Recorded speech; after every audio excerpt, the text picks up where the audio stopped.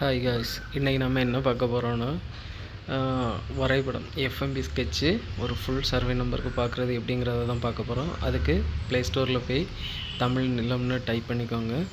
ரெண்டு லிங்க் வரும்.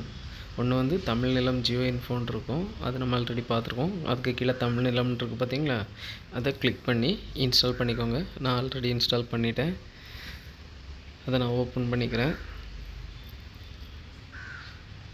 அந்த ஆப் ஓப்பன் ஆகுது.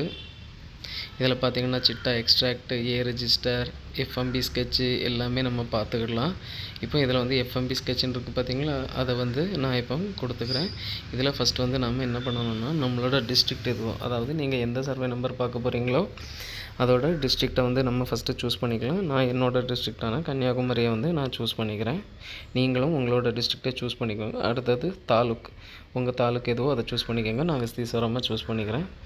அடுத்ததாக உங்கள் லேண்ட் எந்த வில்லேஜில் இருக்கோ அந்த வில்லேஜை வந்து நம்ம செலக்ட் பண்ணணும். நான் செலக்ட் பண்ணிக்கிட்டேன். அடுத்தது இப்போ சர்வே நம்பர், வெறும் சர்வே நம்பர் மட்டும் கொடுத்தா அந்த மொத்த ஸ்கெட்சை நம்ம பார்க்கலாம். அதாவது சப்டிவிஷன் கொடுத்தீங்கன்னா வந்து ஃபுல் ஸ்கெட்சையும் பார்க்கலாம். அதை நீங்கள் கொடுத்த உடனே இந்த மாதிரி தான் வரும். இதில் டவுன்லோட் கொடுத்துட்டீங்க அப்படின்னா, நான் ஆல்ரெடி ஃபைல் டவுன்லோட் பண்ணியிருக்கனால தான் 2 நேரம் காமிக்குது. இல்லைன்னா நீங்கள் டவுன்லோட் கொடுத்த உடனே ஓப்பன் ஃபைல்னு காமிக்கும். நீங்கள் பிடிஎஃப் வியூவர் இல்லைனா ட்ரைவில் கொடுத்து நீங்கள் என்ன பண்ணிக்கலாம் அப்படின்னா வந்து அதை ஓப்பன் பண்ணி பார்த்துக்கலாம்.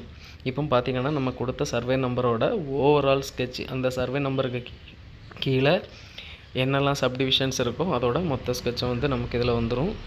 ஸோ இதனால் நம்ம பக்கத்தில் என்னென்ன லேண்டெல்லாம் இருக்குது அப்படிங்கிறத வந்து நம்ம இதில் வந்து அனலைஸ் பண்ணிக்கலாம்.